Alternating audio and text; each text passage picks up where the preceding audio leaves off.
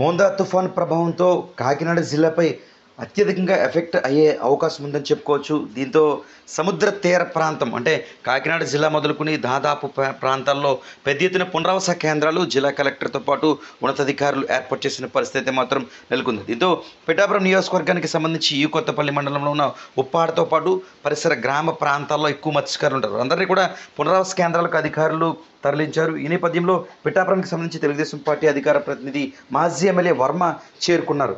అయితే ప్రస్తుతం మత్స్యకారులంతా జాగ్రత్తలు వహించాలని, సముద్ర తీర ప్రాంత ఒడ్డున ఎటువంటి మత్స్యకారుల కుటుంబం ఉండకూడదని పిలుపునిచ్చారు. అదేవిధంగా ప్రతి ఒక్కరూ పునరావాస కేంద్రాల్లో వారికి తగినట్లుగా ఏర్పాట్లు చేయడం జరిగిందని, సముద్రం అత్యధికంగా పొంగి ప్రవహిస్తున్న నేపథ్యంలో ఎలాంటి ప్రమాదాలు జరగకుండా జాగ్రత్తలు అధికార యంత్రాంగం చూసుకుంటుందని, మత్స్యకారులు అయితే ఎట్టి పరిస్థితుల్లో ఈ పునరావాస కేంద్రాలను మాత్రమే ఉండాలని, మీకు కావాల్సిన అన్ని ఏర్పాట్లు ప్రభుత్వం ఏర్పాటు చేస్తుందని, ప్రభుత్వం చూపిస్తున్న సూచనలు తూచా తప్పకుండా పాటించాలంటూ వర్మ ప్రత్యేకంగా పేర్కొన్నారు. మరోపక్క ఉప్పాడ సముద్ర తీర ప్రాంతానికి సైతం మాజీ ఎమ్మెల్యే పిఠాపురంకి సంబంధించి వర్మ చేరుకుని సముద్ర తీర ప్రాంతాన్ని పరిశీలించారు.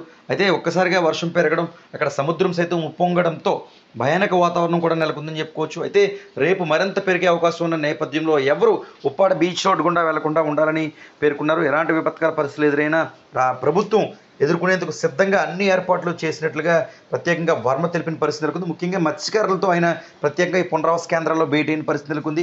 ప్రతి ఒక్కరికి అన్ని ఏర్పాట్లు చేయడం జరిగింది. కాబట్టి ఎవరు ఈ బీచ్ రోడ్లో కానీ ఆ సమీప నివాసాలకు వెళ్లకుండా జాగ్రత్తలు వహించాలి అంటూ ఆయన పేర్కొన్నారు. స్కూల్లో పెట్టారు, ఒక్కొక్కరు వస్తూ ఉన్నారు. ఇప్పుడు అలకాయి వారి వీధి నుంచి ఒక 20 మంది వచ్చారు. అందరినీ రిక్వెస్ట్ చేసేది ఏంటంటే గవర్నమెంట్ అఫీషియల్స్ సహకరించాలి. కూటమి ప్రభుత్వంలో మత్స్యకారులందరినీ ఆదుకునే విధంగా ఏంటంటే తుఫాను వస్తుంది కాబట్టి, చాలా భారీగా ఉండే పరిస్థితి ఉంది కాబట్టి అధికారులు ఎలా చెప్తే అలా వినాలి. ఇప్పుడు రిహాబిలేషన్ తరలి వస్తున్నారు. అదేవిధంగా అన్ని ఏరియాల నుంచి కూడా ఇక్కడ దగ్గర లేదంటే 3,000-4,000 మంది ఉండే విధంగా అరేంజ్మెంట్ చేశారు. అక్కడ మల్టీపర్పస్ హాల్, తుఫాన్ షెల్టర్ మన నాయకర్ కాలనీ వెనకాలది, ఈ స్కూలు, తర్వాత చర్చిలు ఇవన్నీ కూడా పెట్టడం జరిగింది. ఇంకా మత్స్యకారులందరూ సహకరించాలి.